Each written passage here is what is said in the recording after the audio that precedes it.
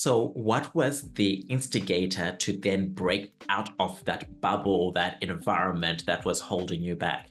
Yeah. So I think there's this whole idea out there that hope is not a strategy. It's a common thing that we say in the entrepreneurial world because we need to be practical and have real plans. But I firmly believe that hope is a strategy. And particularly when you're starting in a really low place, sometimes hope is all you have. And so my first starting point was just hope for a better future, hope that things could one day get better.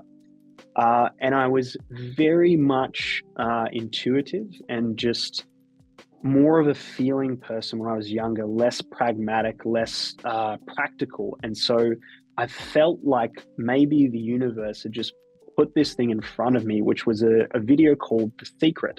I'm not sure if you've watched this before, but somehow this video when I was a kid made it into my home and I watched the whole program of The Secret. And that program talked about the idea of the law of attraction and really thinking about what you wanted. It's an interesting take on things because I do believe you need to have the practical plans and taking action to match it. But a huge part is thinking and believing and focusing on what you want. So at a very young age, I started watching this and it just resonated with me and seated deep within my mind that whatever I felt when thinking about that or watching that, I needed to go that way. And it just pushed me on this path of constantly trying to feel that way again, of growth, expansion, being empowered, thinking about my goals, thinking about the future. And so it started with that. And then as I got a little bit older, it leaned me into personal development. And I remember a time when I was around 18 or 20, and I was really dealing with some heavy things. And I always liked to go down to the beach and the ocean because I felt like it was very calming for me. And so I remember I can't remember exactly what was happening, but I just remember this deep feeling of sadness that I was holding on to. And I was in a very bad mental headspace. And I remember just sitting down on the sand and putting my little headphones. And I can't remember if it was like Tony Robbins or Stephen Covey or some self-development success tape. And I just remember thinking, I don't have the mental strength to deal with what's happening. I'm just going to brainwash myself with something positive. And I just hit play, lay down in the sand and just listened. And really the whole shift for me of getting out of that situation was just brainwashing myself with personal development. So at 20 or about then, I just listened to every single personal development tape I could possibly listen to, just trying to brainwash myself to have a positive mindset. That's really the starting point of me getting out of that situation. So powerful. It all starts with hope.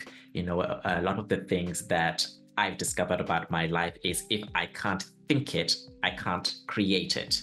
So Yeah. I know it's not tangible, but it is the starting point to actually be able to think of something outside of ourselves. But of course, we can't think of anything outside of ourselves. So we need external Yeah. influences for that. For me, that was books. I Yeah. read so many books growing up. Yeah. And for you, it was the tapes, and that's life-giving.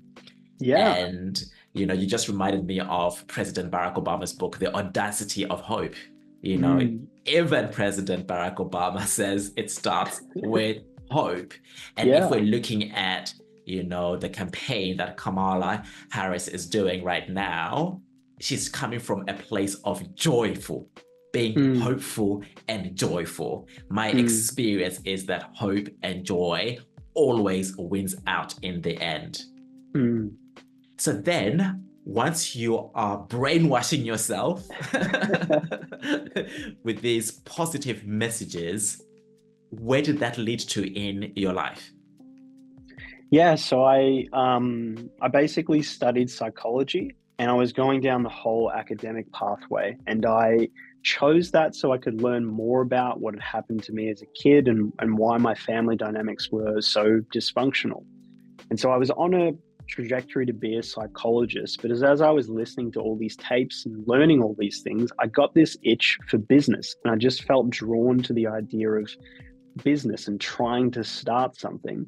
And so after my fourth year of psychology, I completed my honors, and then I said, I'm going to go out and try and start a business. And I basically tried a whole bunch of different ideas that all failed.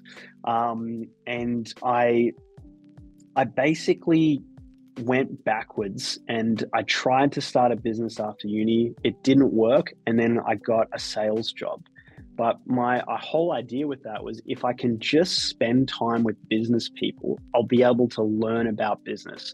And so I literally just typed entrepreneur into seek.com.au, which is our job seeking site here.